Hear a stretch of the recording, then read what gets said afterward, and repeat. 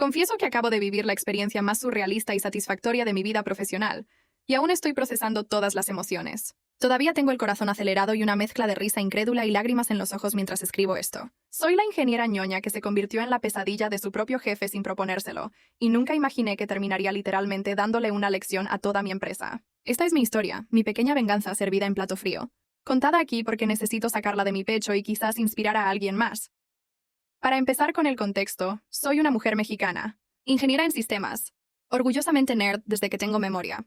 Fui esa alumna aplicada a la que llamaban la más ñoña de la clase, ya saben, la chica que prefería los libros y las computadoras a las fiestas.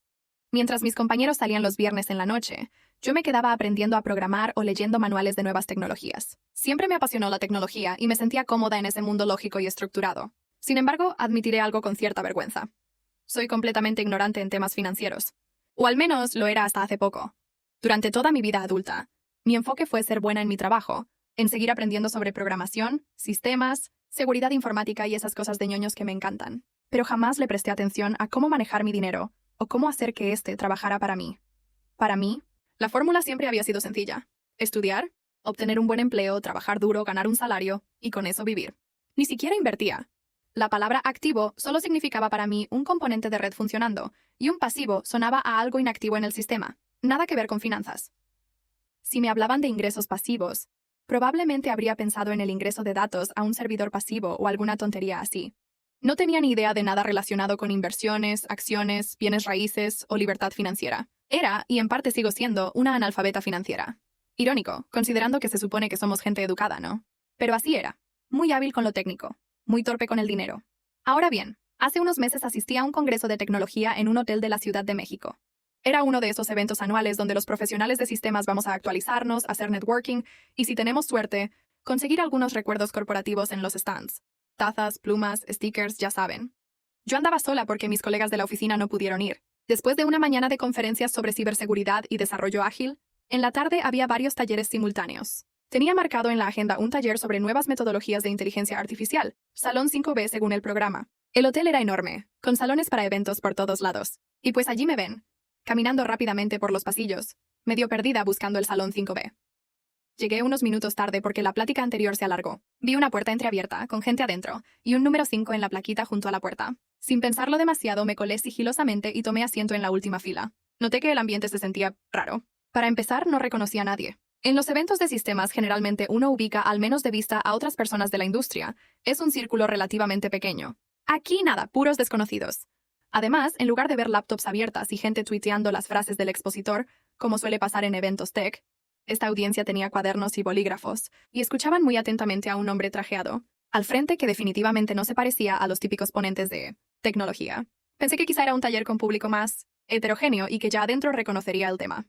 Pero en la pantalla del proyector, en lugar de código o diagramas de arquitectura, vi una tabla con palabras que me sacaron de onda. Activo, pasivo, ingreso pasivo. Tardé unos segundos en darme cuenta de que, por una confusión de salas, no estaba en el taller de IA. Me había metido por error a un curso de educación financiera. Estuve a punto de salir de inmediato por la pena. Pero justo en ese momento escuché algo que me hizo quedarme clavada en la silla. El expositor, con entusiasmo de coach motivacional, decía: la clave para la libertad financiera es dejar de intercambiar tiempo por dinero. No trabajes por dinero. Haz que el dinero trabaje para ti. Aquello me sonó tan extraño y a la vez tan relevante porque era justo lo opuesto a lo que yo había hecho toda mi vida. Presté atención casi en contra de mi voluntad. Continuó hablando de cómo la mayoría de la gente solo tiene ingresos activos, su sueldo, básicamente, y que en cuanto dejan de trabajar, se acaba la entrada de dinero. Describió que los activos son cosas que ponen dinero en tu bolsillo, mientras que los pasivos te lo sacan. Dio ejemplos sencillos. Una propiedad en renta es un activo porque genera renta cada mes. Un coche de lujo es un pasivo porque solo genera gastos. Habló de inversiones, de acciones, de regalías, de todos esos conceptos que para muchos suenan básicos, pero para mí eran territorio desconocido. Y luego mencionó el término ingresos pasivos. Dinero que llega regularmente con poco o ningún esfuerzo continuo de tu parte, proveniente de activos que hayas creado o adquirido. Debo confesar que me sentí como Alicia cayendo por el agujero del conejo, pero en el mundo de las finanzas personales. Ahí estaba yo, con más de 10 años de carrera en ingeniería, sintiéndome una tonta por no saber algo tan básico para la vida adulta. ¿Cómo es posible que entendiera a la perfección algoritmos complejos, pero nunca había pensado en construir mi estabilidad financiera? Sentí un hormigueo de curiosidad, y un poco de miedo, al darme cuenta de lo vulnerable que podría ser dependiendo solo de un salario. En lugar de salirme, me hundí más en la silla. Subí el cuello de mi sudadera para pasar desapercibida, y seguí escuchando atentamente, como si fuese una polizón en territorio ajeno. Pasaron quizá unos 20 minutos en los que absorbí toda la información que pude.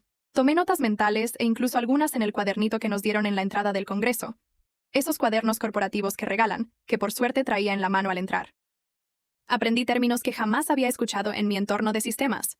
Flujo de efectivo, diversificación, libertad financiera, ROI, que descubrí no siempre significa Return on Investment, en siglas de programación jaja. Me sentía fuera de mi zona de confort, pero a la vez emocionada. Algo hizo clic dentro de mí en ese momento. Como cuando finalmente entiendes un código complicado. De pronto todo tiene sentido. Me di cuenta de que si bien amaba mi carrera y era buena en ella, estaba descuidando un área importantísima de mi vida, mi futuro financiero. Al final no me quedé hasta que acabara todo el curso, porque debía correr a mi verdadero taller de IA, al que terminé llegando tardísimo. Por cierto, pero esa probadita de información financiera me dejó pensativa. Salí del hotel aquel día con la cabeza hirviendo de ideas y preguntas. Recuerdo que esa noche apenas pude dormir. En lugar de contar ovejas, mi mente repasaba conceptos económicos y me cuestionaba cosas como: ¿cuáles son mis activos? ¿Tengo siquiera alguno? ¿O solo tengo pasivos?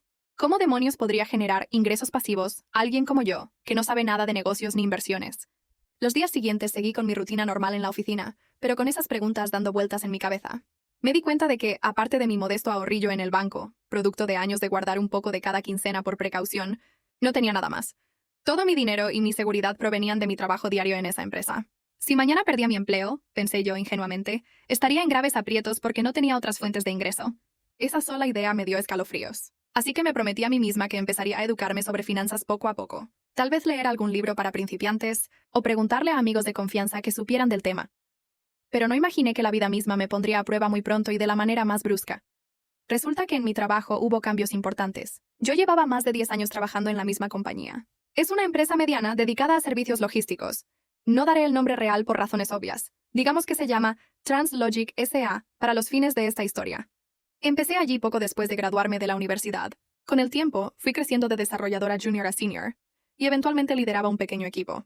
Incluso diseñé varios de los sistemas internos clave que mantenían a TransLogic funcionando, desde el software de gestión de almacenes hasta la plataforma interna de rastreo de envíos.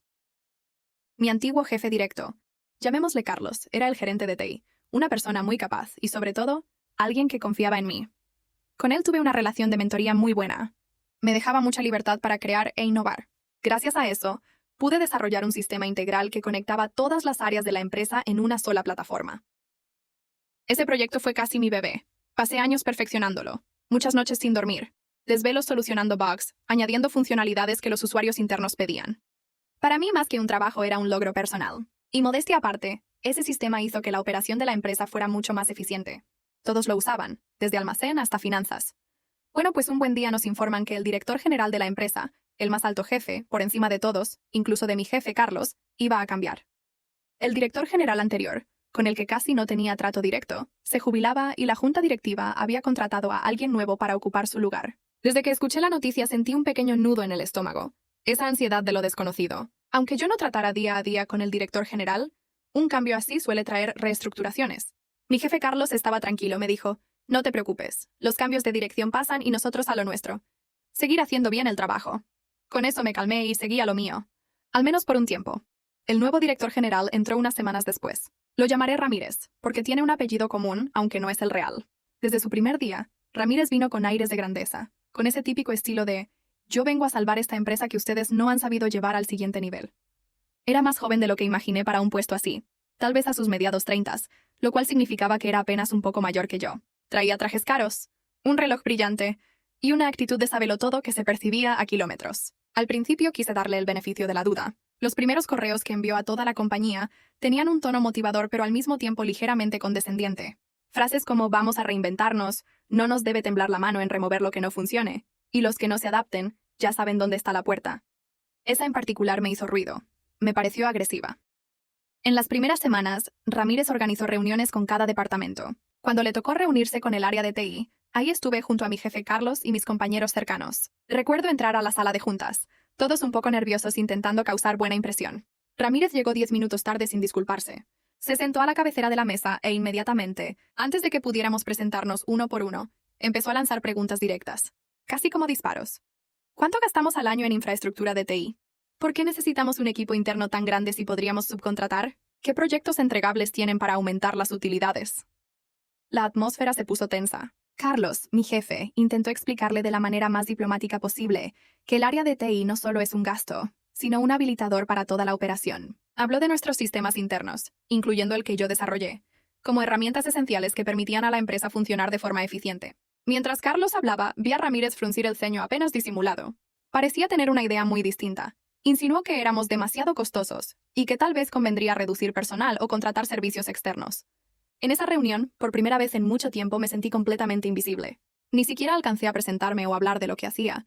Ramírez no estaba interesado en conocer a las personas, solo veía números y cortes de presupuesto en su cabeza.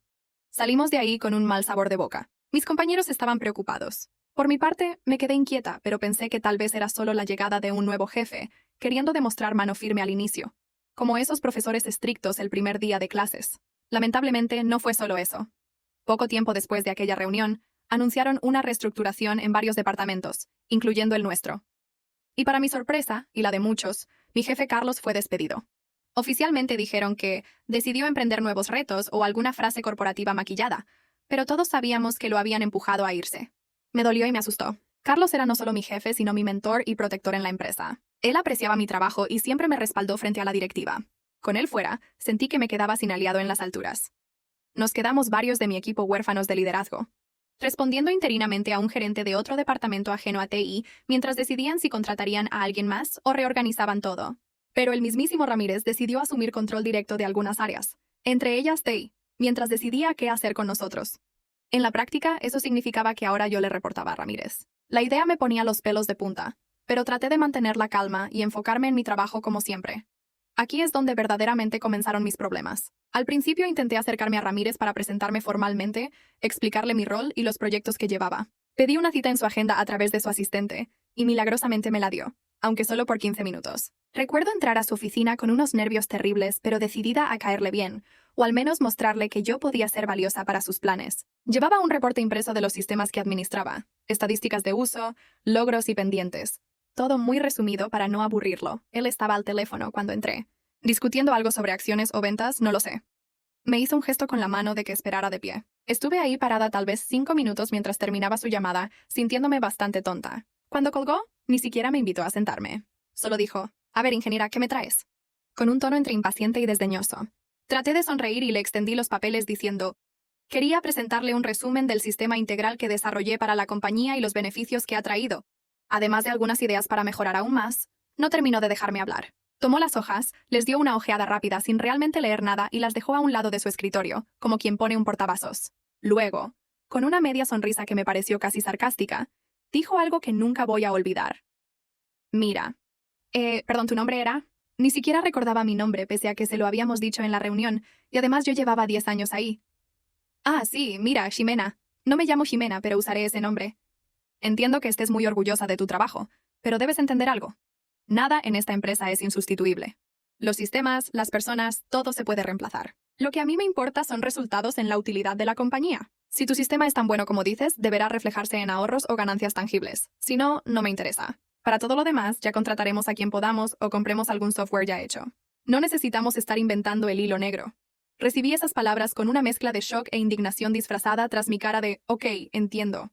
Sentí como si me dieran una cachetada con guante blanco. ¿Que no necesitaban inventar el hilo negro? Pero si mi sistema era ese hilo negro que mantenía unida a la empresa. Tragué saliva y traté de explicarle, con toda la serenidad que pude reunir, que de hecho mi sistema había reducido en un 30% los tiempos de proceso y evitado la compra de licencias costosas de software externo, lo que había ahorrado bastante dinero a la empresa a lo largo de los años. Él me miró con fastidio, como quien escucha a un niño dar excusas. Me respondió algo como, «Mira, Ximena, aprecio tu entusiasmo, pero ya veré los números con finanzas.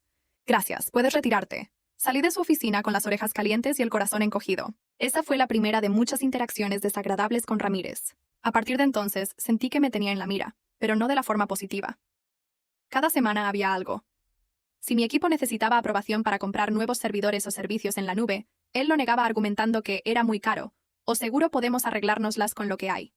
Empezó a meterse en nuestras decisiones técnicas sin tener idea, imponiendo soluciones más baratas que a la larga salían peor. Si yo enviaba un correo proponiendo alguna mejora o reporte, rara vez respondía, y cuando lo hacía era para cuestionar la relevancia de mi propuesta en tono mordaz. Poco a poco me fue relegando. Antes yo solía participar en reuniones con otros departamentos para coordinar mejoras al sistema, pero de pronto dejé de ser invitada. Me enteraba por terceros que Ramírez personalmente se reunía con algunos gerentes, y cuando yo preguntaba si debía asistir, se me decía que el director general así lo pidió, que él luego me informaría si necesitaba algo de TI. Básicamente me aisló. Hubo un episodio que me dolió especialmente. Uno de los módulos del sistema que creé estaba relacionado con los clientes, una plataforma web donde nuestros clientes podían ingresar para ver el estatus de sus envíos en tiempo real. Eso lo desarrollé yo prácticamente sola, y había sido un éxito con los clientes, porque redujo muchísimas llamadas de consulta y mejoró la satisfacción. Pues bien, Ramírez decidió contratar a una agencia externa de desarrollo para modernizar esa plataforma porque, según él, la nuestra se veía muy casera. Ni siquiera nos consultó a mí o a mi equipo antes de tomar la decisión. Un día solo nos anunció: vamos a migrar el portal de clientes a una solución de tal agencia. Ellos se encargarán. Ustedes solo pásenles los datos que requieran. Fue un balde de agua fría, porque ese portal era como mi criatura, y además funcionaba bien. Intenté argumentar que si la preocupación era el aspecto visual o algunas funcionalidades, nosotros mismos podíamos mejorarlo sin incurrir en tanto gasto de contratar externos. Le presenté un plan de mejora con tiempos y costos, que resultaba mucho más barato de lo que esa agencia seguramente cobraría. ¿Su respuesta? Un correo escueto que decía: decisión tomada. Concéntrate en tus otras tareas. Ni siquiera cese a nadie, solo para mí, como un regaño personal. Esa noche lloré de frustración en mi casa. Empezaba a sentir que todo el esfuerzo y cariño que había puesto en mi trabajo por años se desmoronaba por culpa de un tipo nuevo con complejo de sabelotodo. Me sentía impotente. Para colmo, la llegada de Ramírez había traído un ambiente enrarecido. Muchos compañeros estaban renunciando por la presión. Otros fueron despedidos en recortes. La incertidumbre era la nueva normalidad. Cada día que entraba a la oficina, sentía un nudo en el estómago pensando: ¿y si hoy sigue mi turno de ser despedida? Fue en esos días oscuros cuando volvieron a mí las ideas de aquella conferencia accidental de educación financiera. Especialmente esa frase: no trabajes por dinero, haz que el dinero trabaje para ti. Y la noción de activos. Empecé a pensar: ¿cuál es mi activo? Y la respuesta estaba frente a mí: el sistema que había creado para la empresa. Era mi obra, mi creación intelectual. Claro, lo hice mientras era empleada, pero en ese momento empecé a cuestionar las implicaciones de eso. Honestamente, hasta antes de que Ramírez llegara, nunca se me ocurrió pensar en mi trabajo como algo mío fuera del orgullo profesional. Pero su actitud me hizo sentir que yo no tenía ningún control ni reconocimiento sobre algo a lo que había dedicado años de mi vida. Y peor aún, que podrían quitármelo o reemplazarlo en cualquier momento sin agradecer siquiera. Así que, motivada por una mezcla de resentimiento y prudencia, comencé a investigar discretamente mis derechos sobre ese software. Sé que suena raro porque usualmente cuando creas algo para la empresa es dueña de ello. Pero resulta que la realidad puede ser más compleja.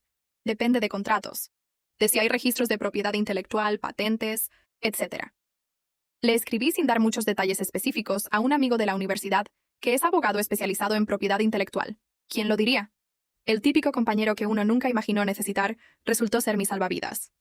Le pregunté algo así como: oye, pregunta hipotética. Si una persona desarrolla un software original para la empresa donde trabaja, pero la empresa nunca registró nada ni le hizo firmar nada específico sobre ese software, ¿esa persona podría llegar a patentarlo o registrarlo por su cuenta?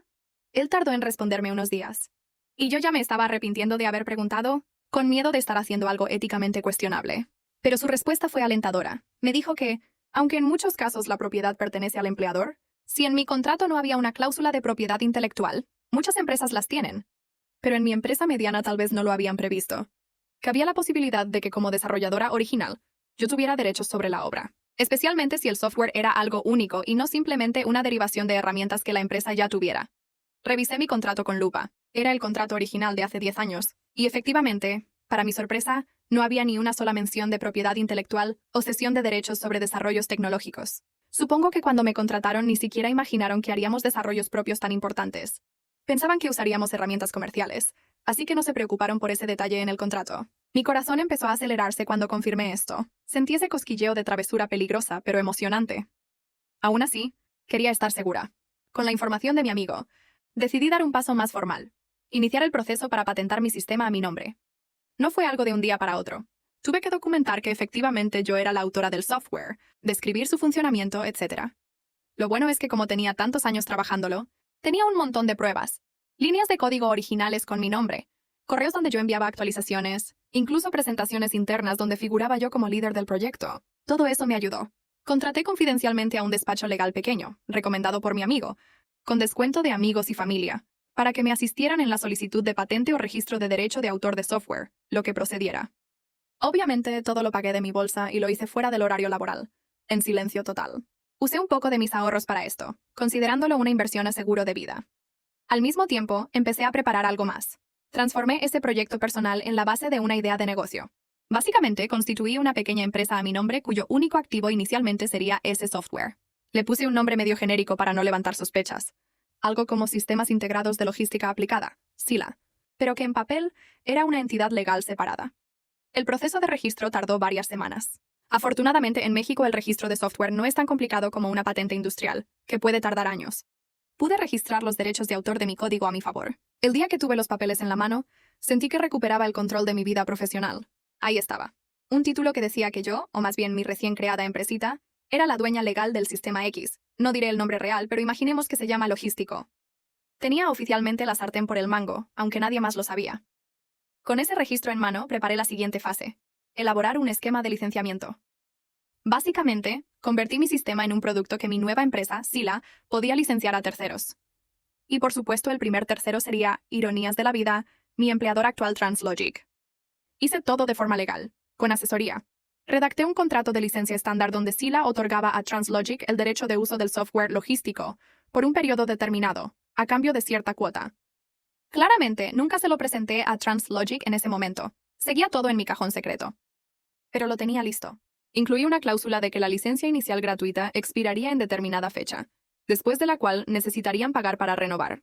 La idea era que, en caso de que yo me fuera de la empresa, ya fuera por renuncia o despido, pudiera activar ese mecanismo. Sé que suena maquiavélico. Nunca quise llegar a usarlo realmente si no era necesario. De hecho, una parte de mí aún esperaba que las cosas mejoraran, que Ramírez recapacitara o que yo pudiera salir de ahí en buenos términos eventualmente, o incluso que me diera miedo apretar el botón cuando llegara el momento. Pero al menos ahora tenía un plan B y eso me daba cierta tranquilidad cada mañana al ir al trabajo. La tensión con Ramírez continuó. Pasé unos meses muy difíciles emocionalmente. Llegué a enfermarme del estrés, migrañas constantes, gastritis nerviosa. Primera vez en mi vida que tuve que tomar medicamento para el estómago por estrés. Mi rendimiento obviamente bajó, pero hacía lo posible por cumplir. En silencio, yo mantenía el sistema logístico funcionando perfectamente porque, mal que bien, todos en la operativa dependían de él. Irónicamente, ese sistema que Ramírez desestimaba era el que le permitía saber los indicadores de negocio en sus juntas directivas, pero estoy segura de que ni se daba cuenta de que era mi sistema haciéndolo posible. Llegamos así al clímax de esta historia. Un lunes particularmente pesado, después de un fin de semana donde tuve que conectarme a arreglar un problema urgente, porque la agencia externa que contrató Ramírez hizo mal una integración y afectó parte de nuestro sistema. Oh, la ironía. Llegué a la oficina con pocas horas de sueño. Ese día Ramírez estaba de un humor de perros por alguna razón ajena. Creo que hubo una pérdida de un cliente importante y obviamente estaba buscando a quién culpar.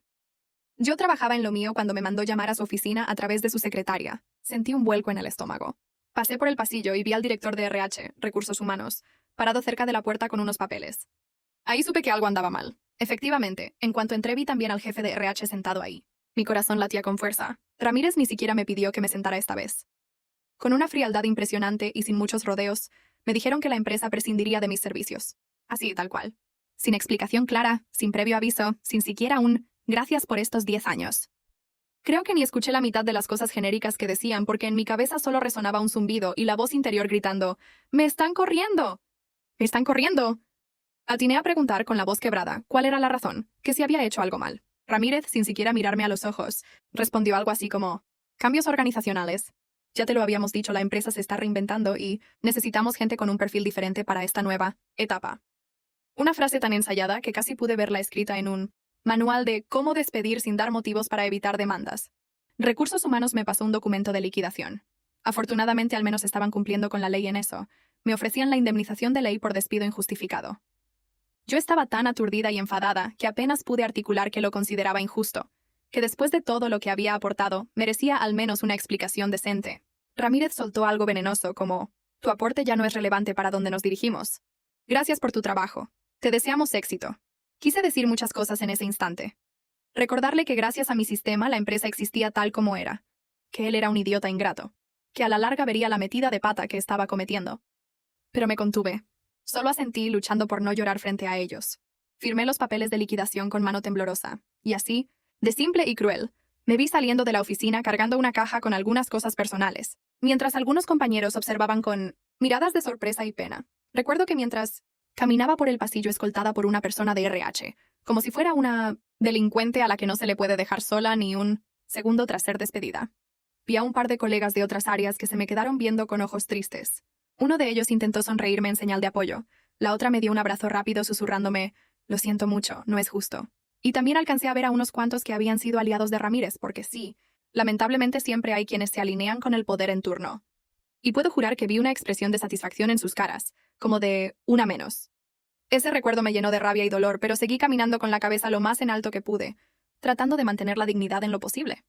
Al salir por la puerta principal aquella tarde, sentí que el mundo se me venía abajo. 10 años de mi vida, ¿para qué? Para que un tipo llegara a desmantelar todo y echarme a la calle sin miramientos. Me sentí humillada, enojada, impotente.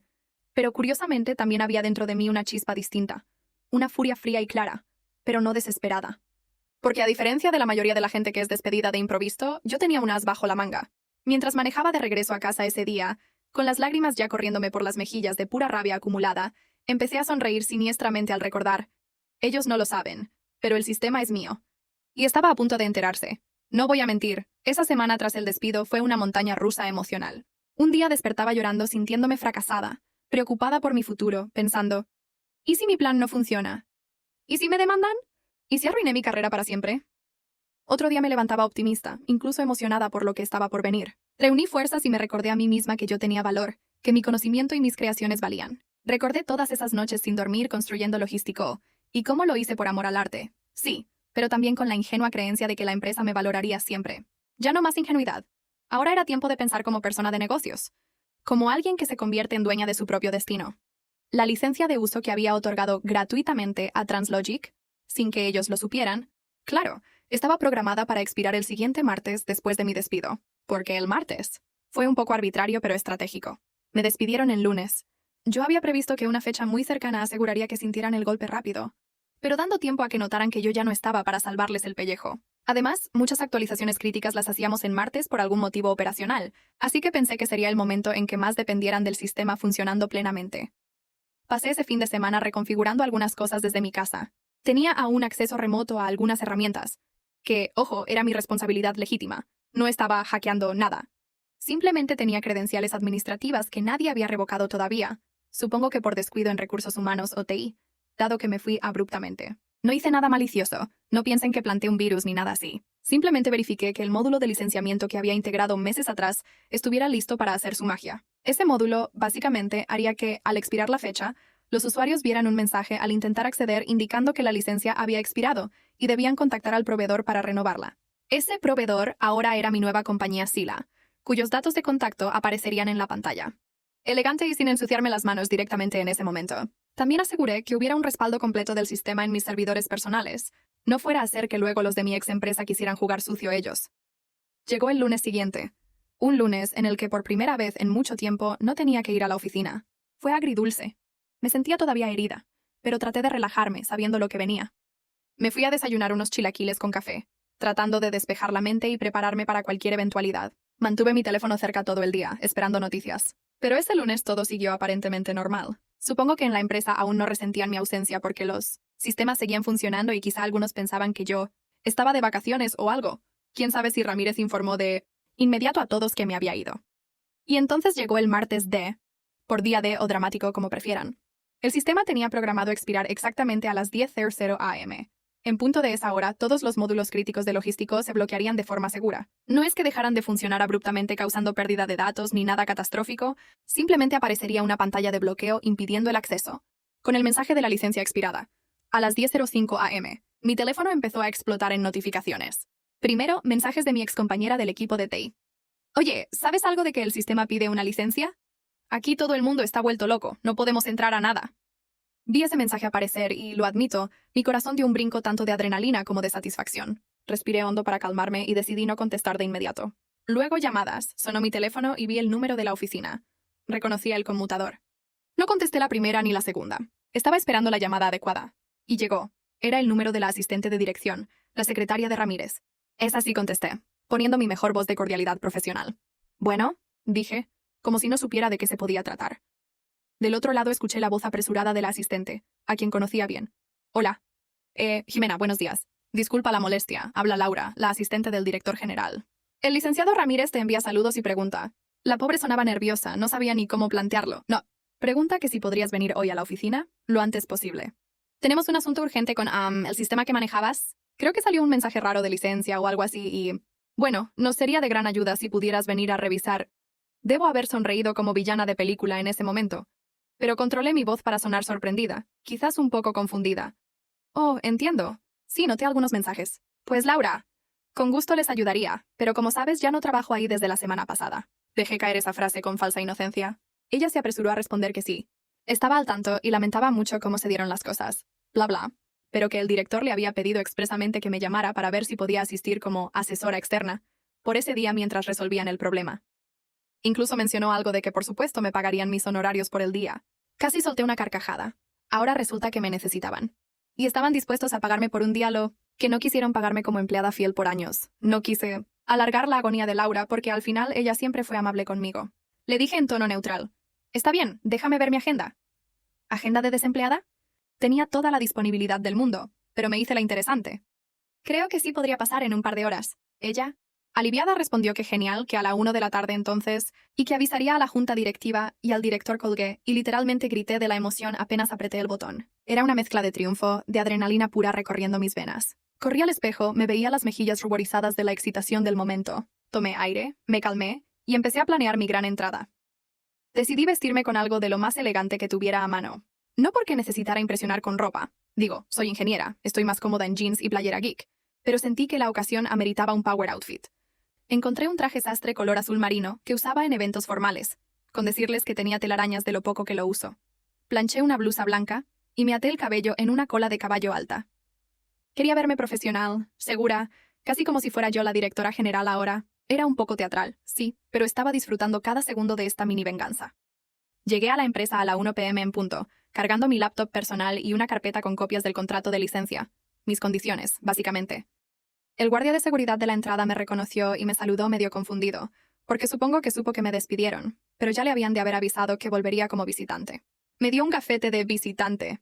Ironías de la vida. Ahora era visita en el lugar que fue mi segunda casa por años. Subí al piso de la dirección y ahí estaba Laura esperándome, más tensa que nunca. Me dijo que la reunión sería con la junta directiva en la sala principal, y que el director Ramírez estaba también invitado, pero que no sabía si se presentaría porque había estado ocupado toda la mañana. Ajá. Seguro estaba escondido en su oficina muriendo de pánico o de orgullo. Antes de entrar al salón, respiré hondo. Me dije a mí misma, este es tu momento, no tengas miedo.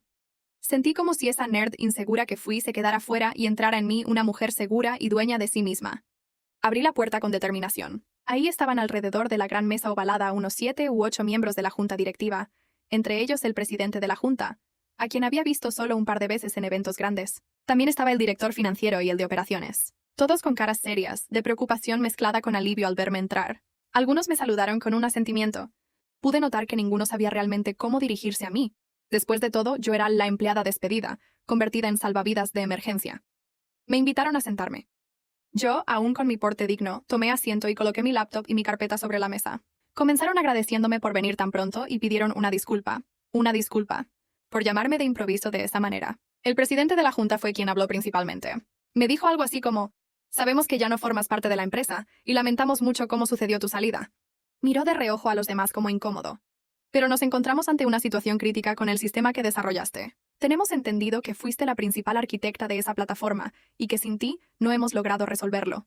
Yo asentía serenamente mientras lo escuchaba, como quien escucha al paciente explicar los síntomas antes de dar un diagnóstico. Por dentro estaba disfrutando el momento, pero me mantuve profesional. Me preguntaron si sabía cuál podría ser el problema, pues aparentemente todo estaba en orden hasta que apareció un mensaje solicitando una licencia que nadie tenía conocimiento de que existía. Ahí fue donde finalmente dejé caer mi pequeña bomba de verdad. Con voz clara, expliqué. Así es, el mensaje que apareció no es un error, es una funcionalidad del sistema. Verán, el software logístico fue un desarrollo original mío, y hace un tiempo procedí a registrar legalmente los derechos de autor a través de mi propia empresa. Subsecuentemente, otorgué a Translogic una licencia de uso. Hice una pequeña pausa para apreciar las expresiones de asombro contenida que empezaban a dibujarse en algunos rostros. Continué. Por desgracia, esa licencia expiró recientemente. Lo que ustedes están viendo es simplemente el mecanismo de protección que se activa cuando la licencia no ha sido renovada. Hubo un silencio sepulcral unos instantes. Podía escuchar el tic-tac de un reloj en la pared. El director financiero, un señor con gafas que siempre me cayó bien, se inclinó hacia adelante y preguntó con cautela. Perdón, ¿cómo que tu propia empresa? ¿Tú tienes una empresa que es dueña del software? Asentí y le di la misma explicación con otras palabras, que al ver que no había una protección legal previa y dado mi rol autoral, había registrado el software a mi nombre. Bueno, al de mi empresa Sila. Aclaré que no había hecho nada ilegal, todo estaba conforme a la ley. Y que era una práctica no tan inusual. Algo adorné ahí. Quizás exagerando la normalidad de la situación, jaja. Las caras lo decían todo. Incredulidad. A algunos casi les daba risa de lo increíble de la situación. Otros se veían preocupados haciendo cálculos mentales de las implicaciones. Uno de los directivos, creo que el de operaciones, tenía una mirada medio furiosa. Supongo pensando en la pérdida de dinero por la interrupción. Pero curiosamente nadie se puso a gritarme ni a acusarme en ese momento. Estaban en modo resolvamos la crisis. El presidente de la junta carraspeó y dijo, bueno, gracias por explicarlo, ingeniera. Entonces, me imagino que tú tienes la capacidad de reactivar la licencia. Ahí vi mi oportunidad. La que había estado esperando durante todos esos días. Con calma, abrí mi carpeta y saqué el contrato de licencia que había preparado. Repartí copias a los presentes como quien reparte una propuesta formal, lo era. Les expliqué. Por supuesto, mi empresa Sila está dispuesta a otorgar una renovación de la licencia para que el software siga operando sin contratiempos. En ese documento están las condiciones de dicha licencia, básicamente un acuerdo comercial estándar. Vi a varios leer las hojas rápidamente, otros solo hojeaban buscando la cifra en cuestión. Porque claro, ahí estaba el meollo, el costo. No lo voy a negar, puse una cantidad alta. Consideré los años de uso gratuito que ya habían tenido, el valor que aportaba mi sistema a la operación, y sinceramente, el trago amargo que me hicieron pasar. No regalé nada. Era una cantidad en dólares por una licencia anual, con opción a multiaño con ligera reducción. Sí, me lo tomé en serio y preparé todo un esquema. Alguien prácticamente jadeó al ver la cifra. Esto es bastante dinero, dijo el de operaciones con el ceño fruncido. Yo me encogí de hombros levemente, manteniendo la compostura. Es un software crítico, señores. Pueden compararlo con lo que costaría implementar una solución nueva de cero o comprar algún paquete existente y adaptar todo. Sinceramente creo que encontrarán mi propuesta bastante razonable en comparación. Además, conozco a la perfección el sistema y ofrezco soporte técnico personalizado, cosa que no obtendrían tan fácilmente con un proveedor externo genérico. Esa última parte la dije casi con sorna, porque era evidente. Me necesitaban. Hubo intercambio de miradas entre los directivos. Algunos murmuraban cosas como, ¿y ahora qué hacemos? O no podemos tener la operación parada mucho tiempo más. Uno preguntó directamente, ¿en cuánto tiempo puedes reactivar el sistema si acordamos esto? Yo respondí, en cuanto firmemos el acuerdo y se procese el pago inicial, les proporciono de inmediato una clave de licencia nueva. Técnicamente, la reactivación es instantánea. Noté que nadie mencionaba el nombre de Ramírez, ni lo buscaban. Era evidente que o él había preferido no aparecer porque era el responsable del lío, o la junta no quería involucrarlo en ese momento. En cualquier caso, yo tampoco lo mencioné. Me centré en hablar con quienes sí estaban ahí. El presidente de la junta asintió lentamente y dijo, entendemos. Esto es altamente irregular. Pero dadas las circunstancias, necesitamos solucionar el problema ya mismo.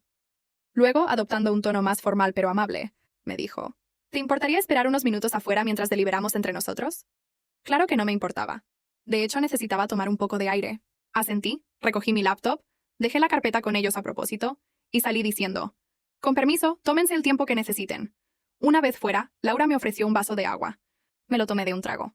No me había dado cuenta de lo seca que tenía la garganta. Fueron tal vez 10 o 15 minutos, pero se sintieron más largos. Me mantuve cerca de la puerta. No pude resistir afinar el oído un poco. Se escuchaban voces elevadas discutiendo. No distinguía frases completas, solo algún que otro fragmento. No hay de otra.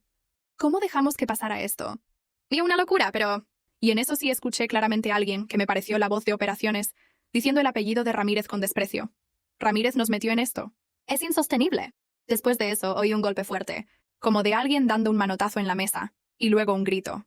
Ese grito fue inconfundible. Era Ramírez. O mejor dicho, el exdirector Ramírez, descontrolado. ¿Cómo se atreven? Esto es un chantaje, yo... Su voz se cortó abruptamente, seguido de lo que sonó como puertas azotándose. Creo que nunca sabré exactamente qué pasó en esos instantes, pero mi imaginación dibuja la escena. Seguramente la junta lo confrontó. Tal vez él irrumpió al enterarse de que estaban a punto de aceptar mis términos. Intentó patalear algo, y lo mandaron callar o incluso lo echaron de la sala a gritos. Son conjeturas, pero lo que supe con certeza poco después es que su destino quedó sellado en ese momento. Cuando me pidieron pasar de nuevo, el ambiente era tenso pero ya sin gritos. Entré con mi mejor cara neutral, aunque por dentro ya sentía la adrenalina bajando y un cansancio mezclado con alivio. El presidente de la junta tenía el contrato de licencia en la mano, firmado. Me extendió la mano y dijo, tenemos un trato. Procederemos con la transferencia de pago de inmediato y, Queremos informarte de paso que el licenciado Ramírez ha sido removido de su cargo en este mismo momento. Añadió algo sobre estar agradecidos, de que yo hubiera venido a ayudarlos y que deseaban mantener una relación cordial y profesional conmigo hacia adelante, dado que ahora yo era una proveedora externa. No voy a negar que escuchar que habían despedido a Ramírez me dio una satisfacción indescriptible. Traté de no mostrarlo demasiado, pero debo haber sonreído ligeramente al decir, entiendo. Lamento que las cosas hayan llegado a este punto, pero me alegra que podamos seguir colaborando en esta nueva modalidad. Colaborando. Ajá. Colaborando mi trasero. Yo les estaba salvando el pellejo y ellos pagando, así de simple, pero sonó bien decirlo así. Firmamos los documentos de mi lado también. Todo quedó formalizado en cuestión de minutos. Llamaron a finanzas para que procesaran el pago urgente, bendito Internet Banking. Mientras hacían eso, conecté mi laptop para preparar la nueva clave de licencia. En cuanto confirmaron la transferencia, ni tardos ni perezosos, obviamente no querían esperar ni un minuto más con el sistema caído. Ingresé a la consola de administración de licencias y generé el código de activación correspondiente para otro año más. Lo apunté en la pizarra que estaba en la sala y les dije, ahí está la clave. Pueden ingresarla ustedes mismos, o si quieren lo hago yo. Uno de los de TI que habían llamado, hasta ese momento noté que había entrado corriendo uno de mis ex compañeros de TI a la sala, seguramente para oír el veredicto, tomó la clave y salió disparado a activarla. En cuestión de minutos, recibieron confirmación desde operaciones. El sistema estaba funcionando de nuevo, la vida seguía, el caos se disipaba. Hubo suspiros de alivio. Yo empecé a guardar mis cosas tranquilamente. El presidente de la junta me dio las gracias de nuevo, estrechándome la mano con calidez esta vez, casi con camaradería. Algunos otros miembros de la junta también me estrecharon la mano al salir. Incluso vi sonrisas de cierto respeto que antes nunca me habían dedicado. Antes apenas sabían quién era esa chica de sistemas. Supongo. Cuando salí de la sala, algunos de los empleados que sabían lo que pasaba me miraron como si fuera una heroína regresando de la batalla. Entre ellos vi a varios de aquellos que me habían visto salir una semana antes con mi caja en brazos. Uno incluso soltó un espontáneo aplauso. No bromeo. Fueron apenas un par de palmadas tímidas hasta que otro le dijo algo y paró, pero para mí significó mucho. Yo solo asentí en general, como agradeciendo el gesto, con una mezcla de orgullo y humildad fingida. Pregunté casualmente por Ramírez, como quien no quiere la cosa. Laura, la asistente, me respondió en voz bajita mientras me acompañaba a la salida. El señor Ramírez abandonó el edificio hace unos minutos. Lo despidieron. Se le veía aún conmocionada porque supongo nadie espera que corran al gran jefe de un momento a otro. Le puse una mano en el hombro y le dije que lo sentía. Por la incertidumbre que venía para ella, supongo. No por él, desde luego. Bajé en el elevador.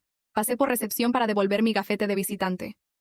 Antes de salir, me detuve un instante justo frente a la puerta principal de vidrio, donde días antes me había ido con la cabeza gacha. Esta vez, salí con la frente en alto, sintiendo el sol en la cara y una paz interior tremenda. Afuera del edificio, ya en la calle, di unos cuantos pasos y luego no aguanté más. Solté una risa. Primero bajito y luego una carcajada enorme que espero nadie haya visto raro. Era la risa de la liberación, de la justicia poética. En los días que siguieron se formalizó más la relación contractual. Me depositaron lo acordado. Cuando vi el monto en mi cuenta casi lloro. Era más de lo que ganaba en un año de sueldo ahí, por un año de licencia pagada por adelantado. Y acordamos que yo fungiría como proveedora de soporte cuando se requiriera, bajo mis propios términos. Básicamente me convertí en consultora independiente. La junta directiva incluso insinuó que esperaban seguir contando con mis servicios a largo plazo, y casi me trataron como socio estratégico en algunas charlas posteriores. Vaya cambio, ¿no? De empleada prescindible a proveedora valiosa en cuestión de días. Lo mejor de todo, en términos personales, es que ahora sí tengo ese ingreso pasivo del que hablaban en aquel curso de finanzas.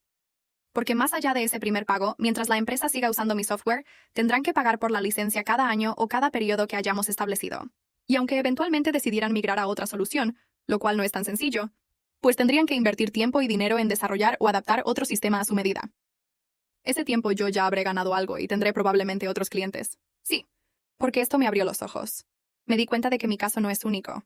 Muchas empresas medianas no protegen ni valoran el software interno que personas talentosas crean. Ahora planeo ofrecer licencias de mi sistema a otras empresas similares, adaptarlo, mejorarlo, quizá convertirlo en mi propio producto comercial más amplio. Irónicamente, Ramírez con su torpeza me empujó fuera del nido para emprender por mi cuenta, algo que jamás hubiera imaginado hacer.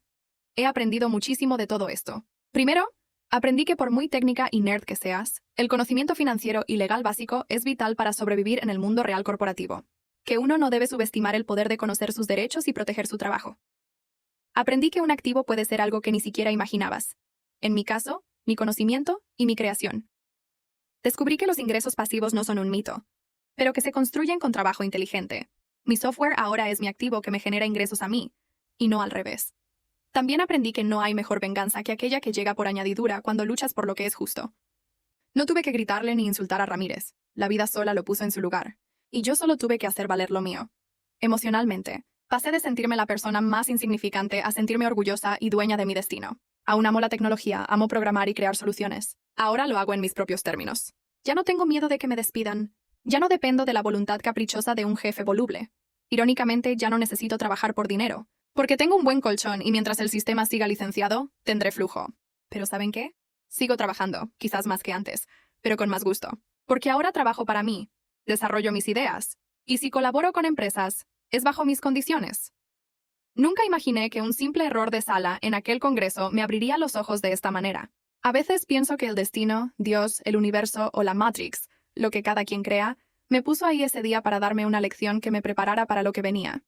Si no hubiera escuchado sobre activos y pasivos, probablemente hoy estaría desempleada lamentándome sin saber qué hacer. En cambio, logré convertir una situación injusta en una oportunidad. Escribo esto con la emoción a una flor de piel. Parte de mí todavía no se cree que realmente hice todo eso. Yo, la ñoña que no sabía nada de dinero, terminé enseñándole a unos cuantos ejecutivos la importancia de valorar a su gente. Y de leer los contratos, supongo. No sé si esta historia sea de confesión, o más bien una anécdota de karma empresarial. Pero necesitaba sacarla de mi sistema. No pun intended. Me siento orgullosa, reivindicada, pero también humildemente agradecida con quienes me ayudaron en silencio, mi amigo abogado, por ejemplo, y con esa yo interior que se armó de valor para dar el salto. Si alguien llegó a leer hasta aquí este tocho de texto, gracias por escuchar mi historia. No sé si hice bien o mal según otros puntos de vista. Habrá quien opine que fui desleal a la empresa, aunque yo creo que la empresa fue desleal conmigo primero. Pero al final hice lo que tenía que hacer para defender lo mío y salir adelante. Y vaya que funcionó. Ahora sí, puedo decir que entiendo lo que es tener un activo y generar ingresos pasivos. Y lo mejor, recuperé la confianza en mí misma y la pasión por lo que hago, sin permitir que nadie vuelva a menospreciarme. ¿Que si me quedé con ganas de vengarme más de Ramírez? La verdad no. Con saber que se quedó sin trabajo por su propia prepotencia, y que seguramente en el currículum deberá explicar por qué duró tan poco en esta empresa, me doy por bien servida. La lección fue aprendida por todos los involucrados. Gracias por leer. Tenía que confesar que la ñoña de la clase resultó no ser tan tonta después de todo, y que a veces la justicia sí llega, de la mano de una buena estrategia y un toque de ironía del destino. Esta es una cuenta anónima, porque obviamente no quiero mezclar nombres reales ni arriesgarme a repercusiones legales compartiendo esto, pero necesitaba contarlo. Quizá a alguien que esté pasando por algo parecido le sirva de inspiración o aprendizaje. Educarnos financieramente y conocer nuestros derechos puede hacer la diferencia, créanme.